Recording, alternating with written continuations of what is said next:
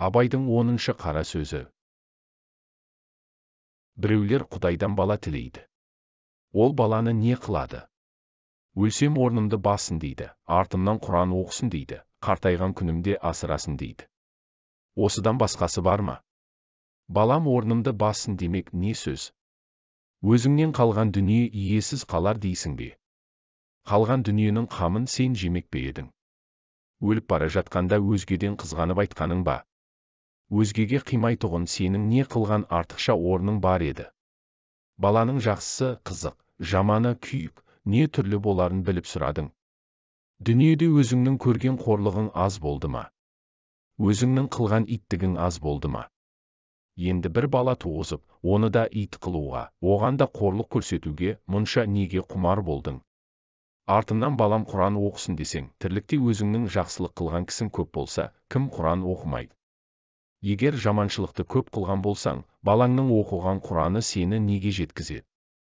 Тірлікте өзіңе өзің қылмаған істі, өлген соң саған балаң кәсіп қылып бере ала ма? Ахирет үшін бала тілегенің, балам жасында өлсін дегенің. Егерде ержетсін десең, өзі ержетіп, ата-анасын тұзақтан құтқарарлық бала қазақтан туа ма екен? Ондай баланы сендей әке, сенің еліңдей ел асырап өсірмек пе екен? Қартайғанда асырасын десең, о да бір бос сөз. Әуелі өзің қаруын қайтарлық қартаюға жетемісің, жоқ па? Екінші, балаң мейірімді болып, асырарлық болып туа ма, жоқ па? Үшінші, малың болса, кім асырамайды?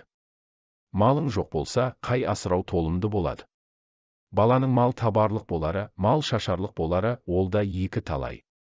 Хош, Құдай тағала бала берді, оны өзің жақсы асырай білесің бе?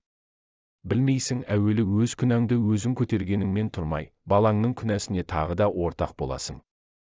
Әуелі балаңды өзің алдайсың, әне оны берем, міне мұны берем деп. Басында балаңды алдағаныңа бір мәз боласың. Соңыра балаң алдамшы болса, кімнен көресің? Боқта деп, біреуді боқтатып, кәпір, қияңқы, осыған тимеңдерші деп, оны мазаттандырып, әбден тентектікке үйретіп қойып, сабаққа бергенде молданың ең арзанын іздеп, хат таныса болады деп қуу, сұм бол деп, пәленшенің баласы сені сыртыңнан сатып кетеді деп, тірі жанға сендірмей жат мінез қылып, осы ма берген тәлімің? Осы баладан қайыр күтесің бе? Және мал тілейсіңдер, неге керек қылайын деп тілейсіңдер? Әуелі Құдайдан тілеймісің? Тілейсің, Құдай берді, бергенін алмайсың. Құдай тағала саған еңбек қылып мал табарлық қуат берді. Ол қуатты адал кәсіп қыларлық орынға жұмсаймысың? Жұмсамайсың, ол қуатты орнын тауып сарып қыларды білерлік ғылым берді, оны оқымайсың. Ол ғылымды оқыса, ұғарлық ақыл берді, қайда жібергеніңді кім біледі? Ерінбей еңбек қылса, түңілмей іздесе, орнын тауып істесе, кім бай болмайды? Оның саған керегі жоқ. Сенікі біреуден қорқытып алсаң, біреуден жалынып алсаң, біреуден алдап алсаң болғаны, іздегенің сол. Бұл Құдайдан тілеген емес.